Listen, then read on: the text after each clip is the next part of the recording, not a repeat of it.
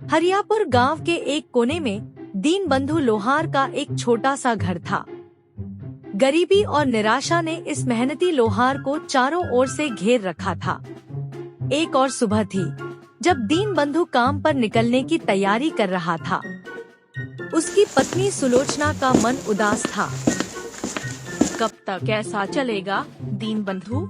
हर रोज सुबह कुछ आस लेकर जाते हो और शाम को निराश होकर लौटते हो। पूरे गांव में सबसे बुरी हालत हमारी है। करूँ सुलोचना, तू ही बता। मेरी किस्मत ही फूटी हुई है तो मैं क्या कर सकता हूँ। उनका बेटा कौशल आया, जिसकी मासूम आंखों में भूख थी। पिताजी, हमारे घर में दूसरों की तरह अच्छे पकवान क्यों नहीं बनते? मेरा मन बहुत करता है। अपने आंसू छुपाते हुए तू चिंता मत कर बेटा, एक दिन हमारे दिन जरूर बदलेंगे। एक वक्त आएगा जब हम लोग दूसरों से भी अच्छे पकवान बनाएंगे। यह बोलकर दुकान की ओर चल दिया। दीन बंधु अपनी दुकान पर पहुंचा, पर भट्टी सुलगाने की हिम्मत नहीं हो रही थी। तभी गांव के चौधरी और बद्री वहां आए। दीन बंधु, क्या हुआ?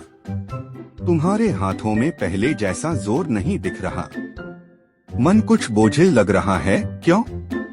चौधरी जी, मेरा परिवार बहुत बड़ी आर्थिक तंगी में है। मेहनत तो बहुत करता हूँ, लेकिन हाथों में किस्मत नहीं है। चौधरी जी, मैं तो कहता हूँ कि इस दीनबंधु को गांव से निकाल देना चाहिए। इसकी मनहूस छाया पूरे गांव में फैल रही है। हंसते हुए चले गए और दीन बंधु अपमान के बोझ तले टूट गया। हताश होकर दीन बंधु जंगल की ओर निकल पड़ा। वह अपनी तकलीफों से आजाद होना चाहता था। तभी उसे किसी की चीख सुनाई दी, बचाओ बचाओ, कोई है बचाओ। तभी दीन बंधु बोलता है, इतने घने जंगल में कौन चीख रहा है? तभी दूर एक पेड़ के नीचे एक बड़ा सा मॉन्स्टर बीटा प्यास से तड़प रहा था। और या तो एक मॉन्स्टर है, बेचारा प्यास से परेशान है, चलो देखता हूँ। क्या बोलकर दीन बंधु मॉन्स्टर की ओर चल पड़ा। और कोई पानी पिला दूं। मॉन्स्टर ने ऐसा कहा और दीन बंधु ने दूर से कहा, इतने घने जंगल में तुम क्या कर रहे हो मॉन्स्टर? और मैं आईएसआई जंगल में रहता हूँ और आज मुझे बहुत प्यास लगा है और मैं नदी तक नहीं जा सकता, क्या मेरे लिए तुम पानी ला सकते हो?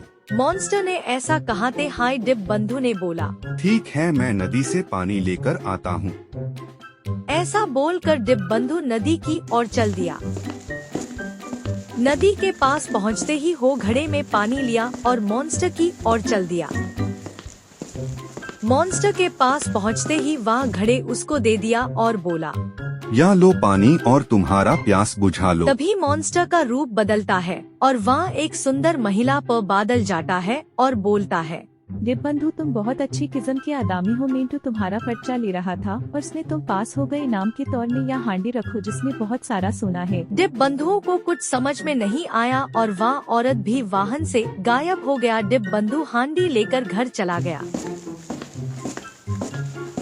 दीन बंधु घर पहुंचा और उसके पत्नी को जो कुछ हुआ सब बता दिया और अब सोने का इस्तेमाल करके गांव का सबसे आमिर आदमी बन गया और गांव